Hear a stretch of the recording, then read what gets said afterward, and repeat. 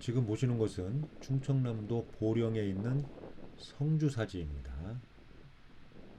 다른 사찰과 달리 독특하게 경내에 사기의 석탑이 세워져 있는데요.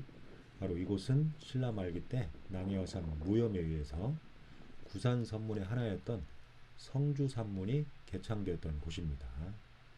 지금은 폐허가 돼서 사지만 남아 있는데요.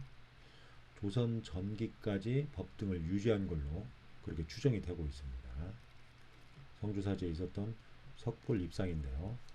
파손이 많이 된 채로 지금 구석에 세워져 있습니다. 바로 이 성주사지에는 낭여상 무염의 탑비가 세워져 있습니다. 바로 이 보호각 안에 세워져 있는데 신라 말기 때 세워진 탑비 중에 가장 규모가 크고 웅장한 그런 외관을 보여주고 있습니다. 낭여상 무염은 800년에 출생을 해서 888년 11월 17일 날 입적한 걸로 이렇게 기록이 나와 있습니다. 저 뒷자락이 지금 숭암산이라고 하는데요. 이 낭여상 무염의 부도가 성주사의 서쪽 부도골에 세워져 있었다고 전해지고 있습니다. 바로 지금 저 멀리가 낭여상 무염의 부도가 세워져 있었던 곳입니다. 아마 신라 말기에는 부도가 세워져 있던 곳을 통해서 성주산문으로 진입하도록 되어 있었을 겁니다. 그래서 부도를 사찰로 들어오는 입구 쪽에 의도적으로 세웠다고 볼 수가 있는 거죠. 바로 그 부도골에서 옮겨온 낭여상 무염의 부도, 그러니까 승탑으로 추정되는 부재들입니다. 바로 이 부재들인데요. 연화대석과 가운데 아래쪽에 동그란 돌이 있는데 원래는 아마 탑신석이었을 걸로 보이는데 그 부도재를 어느 시기에 연자방앗돌로 사용했다는 그런 내용이 전해지고 있습니다. 참 애석한 일이죠.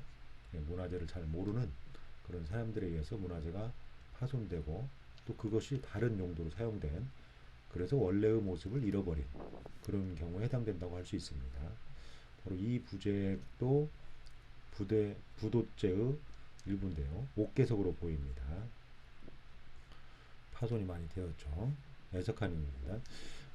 이 부도가 세워져 있었던 곳으로 전해지는 장소에 가보면 현재 작은 민묘가 조성되어 있는데요. 우리나라의 일부 부도가 조선 후기나 근대기에 와서 붕괴되고 파손돼서 그 자리에 민묘가 조성되는 경우가 많이 있었습니다. 몇 군데 지금 확인이 되고 있는데요. 그것은 부도가 스님의 묘탑으로서 풍수지적으로 좋은 자리라는 판단 때문에 후세 사람들이 부도를 무너뜨리고 그 자리에 조상들의 묘를 쓴 경우에 해당된다고 볼 수가 있죠. 바로 이 귀부가 낭여상 무염의 탑비의 귀부입니다. 규모가 상당히 크고요. 아주 웅장한 모습을 보여주고 있습니다. 그런데 귀들을 비롯해서 파손된 부분이 많이 있습니다. 아마 귀 부위의 비신과 이수가 어느 시기에 붕괴되는 과정에서 그 충격으로 파손된 게 아닌가 이렇게 생각이 됩니다. 같이 귀두가 앞부분이 많이 파손된 상태죠. 현재 이 성주 사진은 임진왜란이나 정유재란 때 큰 피해를 입었던 걸로 이렇게 전해지고 있습니다. 아마 그 시기에 비신과 이수가 무너지면서 파손된 게 아닌가 생각이 됩니다. 원래대로 남아 있었다면 아주 우수한 그런 조각 기법을 보여주는 우리나라 신라 시대를 대표하는 그런 귀부였을 텐데 안타까운 모습입니다. 귀부 위에 이와 같이 아주 역동적이고 생동감 있는 용의 머리를 형상화한 그런 귀두를 새기고 비좌 주변에 지금처럼 신성한 의미의 구름 문양을 배치를 했고요. 또 그 이후에 사각형 비좌를 마련했는데 비좌 측면에도 안상과 화문을 새겨서 아주 장식적이고 장엄적인 효과를 내고 있습니다. 그리고 아래쪽에 모습인데요. 귀신이라고 합니다. 그래서 거북이의 몸통이라고 해서 귀신이라고 하는데 귀신에도 문양을 새겼고요. 발도 전방을 향하고 있는데 마치 살아 움직이는 듯한 그런 모습을 취하고 있습니다. 비자 측면에 새겨진 문양인데요. 연화문을 형상화시킨 그런 꽃 문양으로 보이는데 아주 깔끔한 안상 안에 좌우 대칭형으로 문양을 새겼습니다. 그리고 비자 주변에 보시는 것처럼 아주 볼륨감 있게 두툼하게 구름이 뭉쳐있는 듯한 그런 문양을 새겼죠. 뒷부분의 다리인데요. 살짝 들어서 마치 살아 움직이는 듯한 모습을 취하고 있습니다. 그래서 신라 사람들은 정적인 모습이 아니라 뭔가 움직이는 사실적인 그런 조각 기법을 많이 보이고 있습니다. 그러다가 고려나 조선시대에 오면 정적인 모습을 많이 보이는 그런 조각 수준으로 변합니다. 뒷부분의 꼬리인데요. 꼬리도 마치 움직이는 듯한 그런 모습을 취하고 있죠. 아주 살찐 모습이고요. 그 위에 등줄기가 있는데 등줄기도 여러 문양을 대치경으로 이렇게 장식을 했습니다.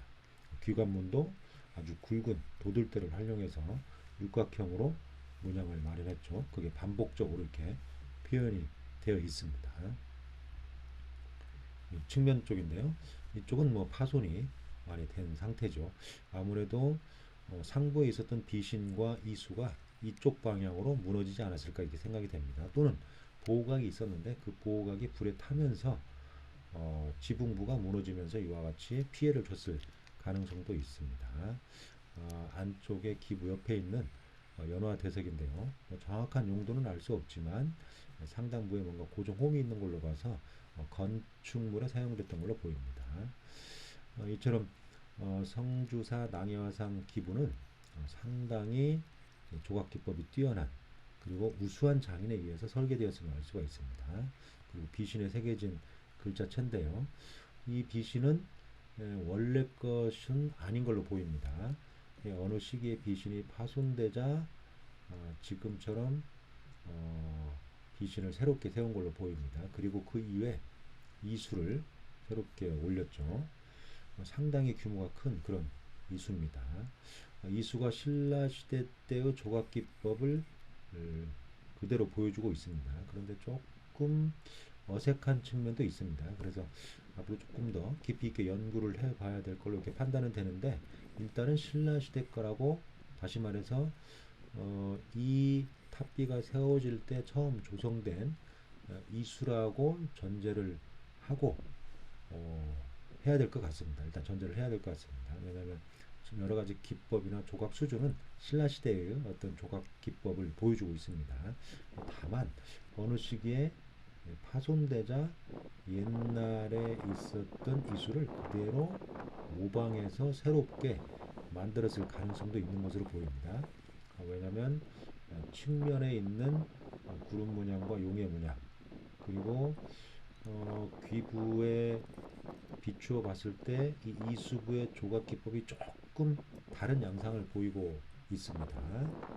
다시 말해서 귀부 상부에 있는 구름 문양 그리고 이 이수에 있는 구름 문양이 조금 다른 양상을 보이고 있고요. 또 귀부의 기두의 형상과 이수부에 있는 용의 용두의 형상이 신라나 고려 시대 때 같이 만들어졌다면 거의 일치하는 조각 기법을 보이는데 이 이수는 귀부의 기두와 약간 다른 그런 용두의 모습을 보이고 있습니다. 이런 부분이 조금 의심스러운 부분이기는 하지만 그렇다고 뭐 불일치한다고 해서 서로 다른 시대의 것이다라고 말할 수는 없기 때문에 조금 더 면밀한 그런 검토를 해봐야 되지 않을까 생각이 됩니다. 저도 지금 세세하게 살펴보고는 있습니다. 동시에 이게 붕괴되었을 걸로 보이는데 현재 귀부는 파손 흔적이 많이 있지만 이 이수는 파손 흔적이 없습니다. 분명히 넘어졌다면 파손 흔적이 있어야 되는데요. 뭐 그런 부분도 이 이수가 새롭게 만들어졌을 가능성을 시사하고 있습니다. 어쨌든 이 이수가 새롭게 만들어졌던 아니면 원래의 것이든 간에 신라 말기에 낭해화상 탑비가 만들어졌을 때의 조각 기법을 보여준다는 것은 분명한 사실입니다. 하여간 신라시대 사람들이 추앙했던 고승에 대해서 어떻게 예우를 했고 어떤 기념물을 남겼는지를 알 수 있습니다.